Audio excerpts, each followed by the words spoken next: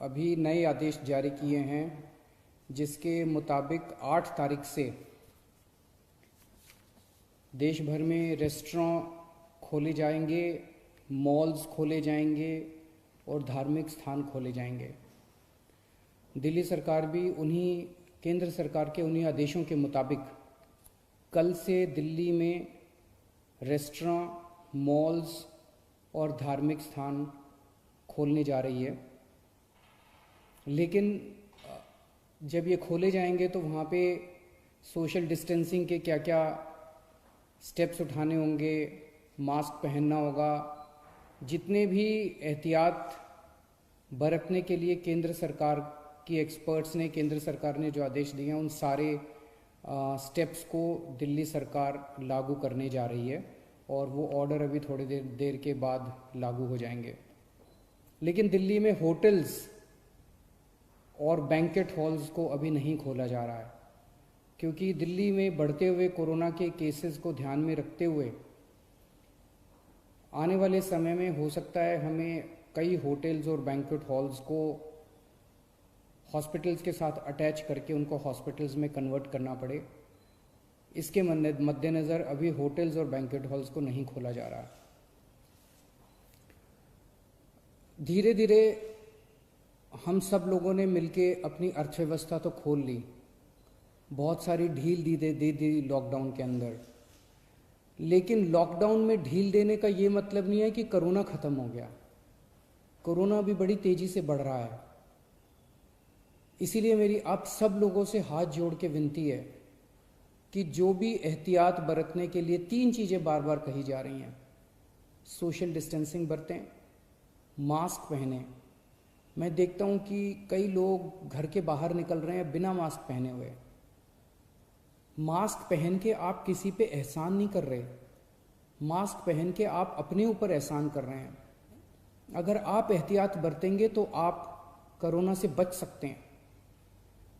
Social distancing, mask और बार बार हाथ को धोना, ये 3 चीज़ें अपने को अच्छे से करनी है। लेकिन मेरी सबसे ज़्यादा बड़ी विनती बुजुर्गों से है। सभी बुजुर्गों से मेरी हाथ जोड़ के विनती है, आप ये मान के चले कि आपके लिए लॉकडाउन ख़त्म नहीं हुआ, अभी भी आपके लिए लॉकडाउन है और आपके लिए तो और ज़्यादा लॉकडाउन है। सख्ती से लॉकडाउन करना है। मान लीजिए आपके घर में आपके बच्चे हैं, थोड़े दिन के लिए बच्चों से इंटरेक्ट करना बंद कर दीजिए, अपने घर के अन्य सदस्यों से इंटरेक्ट करना बंद कर दीजिए, एक ही कमरे में रहिए।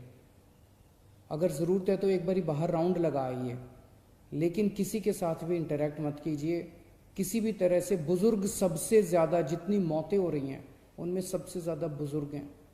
तो मेरी आपसे, जो बुज़ुर्ग हैं और जिनको कोमॉर्बिडिटी जो कहते हैं, कैंसर है या डायबिटीज़ है या सांस की बीमारी है, इन लोगों को ज़्यादा एहतियात बरतने की ज़रूरत है।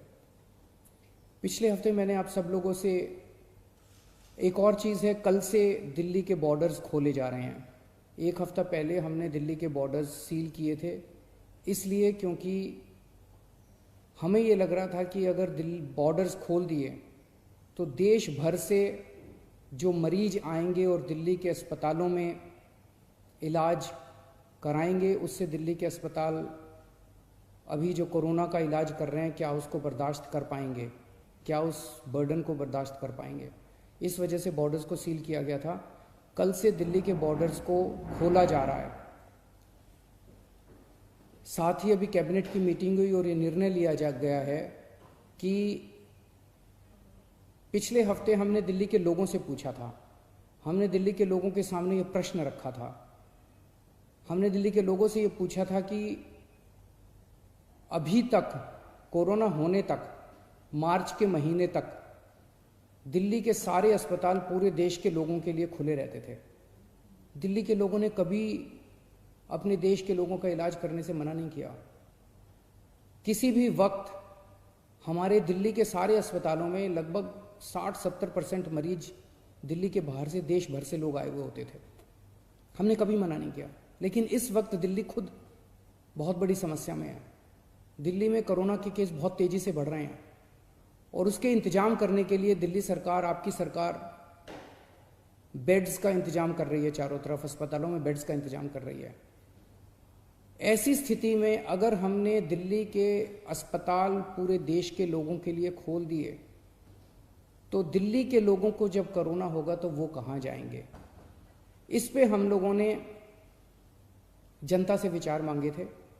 7.5 लाख लोगों ने अपने सुझाव भेजे और 90% से ज़्यादा लोगों का यही कहना था कि कोरोना तक, जब तक कोरोना है दिल्ली में, तब तक दिल्ली के अस्पताल केवल दिल्ली वालों के लिए रिजर्व होने चाहिए। उसके बाद हम लोगों ने एक 5 डॉक्टर्स की कमेटी बनाई। बड़े बड़े डॉक्टर्स थे। डॉक्टर महेश वर्मा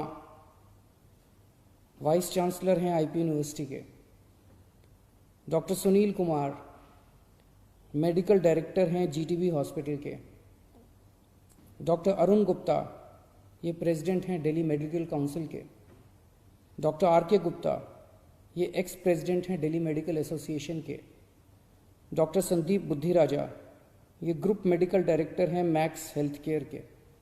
इन 5 लोगों की कमेटी ने विचार विमर्श करके और दिल्ली की जो मेडिकल इंफ्रास्ट्रक्चर है, हेल्थ इंफ्रास्ट्रक्चर है, उस पर नज़र डाल के उसको सारे को एसेस करके उन्होंने अपनी रिपोर्ट दी है। और उन रिपोर्ट में और बहुत सारी चीज़ें हैं, लेकिन उनका ये कहना है कि अगर दिल्ली में इस वक्त कोरोना के केसेस बहुत ज़्यादा बढ़ रहे हैं और जून के अंत तक दिल्ली को लगभग 15,000 बेड्स की ज़रूरत होगी। ये कहाँ से आएंगे? तो इसीलिए उनका ये सुझाव है कि दिल्ली के सारे अस्पताल केवल दिल्ली के लोगों के लिए कुछ महीनों के लिए होने चाहिए और दिल्ली के अस्पतालों को पूरे देश के लोगों के लिए फ़िलहाल नहीं खोलना चाहिए। उन्होंने ये कहा है कि अगर सबके लिए खोल दिया तो 3 दिन के अंदर आज जो 9,000 बेड दिल्ली सरकार ने कोविड के पेशेंट्स के लिए रखे हैं, ये मात्र 3 दिन के अंदर भर जाएंगे। इन सारी चीज़ों पे आज कैबिनेट ने गौर किया। अभी थोड़ी देर पहले हमारी कैबिनेट की मीटिंग थी और कैबिनेट ने गौर करके ये निर्णय लिया है कि हमें एक संतुलन बनाने की ज़रूरत है। दिल्ली सरकार में 10,000 बेड हैं, केंद्र सरकार में भी 10,000 बेड हैं।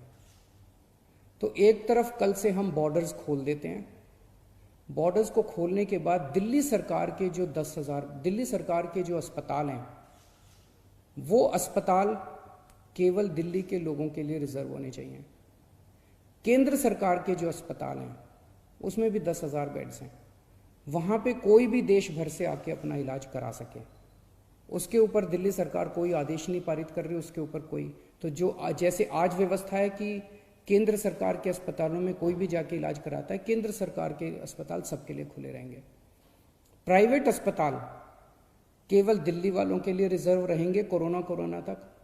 लेकिन कुछ प्राइवेट अस्पताल ऐसे हैं जो स्पेशल किस्म की सर्जरी करते हैं, जो सर्जरी बाकी देश भर में अवेलेबल नहीं है और लोगों को अपनी जान बचाने के लिए दिल्ली आना पड़ता है। जैसे ऑन्कोलॉजी सर्जरीज़ हैं, ट्रांसप्लांटेशन है, न्यूरो सर्जरीज़ हैं। इस किस्म की कुछ सर्जरीज़ जो कुछ चंद अस्पताल करते हैं, उन सर्जरीज़ के लिए देश भर से लोग अगर दिल्ली आके अपनी सर्जरी करवाते हैं, वो पूरे देश के लोगों के लिए खुला रहेगा। तो मुझे लगता है कि ये एक बैलेंस है जिसमें दिल्ली वालों के हितों की भी रक्षा होगी और देश भर से अपने जो नागरिक दिल्ली आके अपना इलाज कराना चाहते हैं, उनके हितों की भी रक्षा होगी। बहुत बहुत शुक्रिया।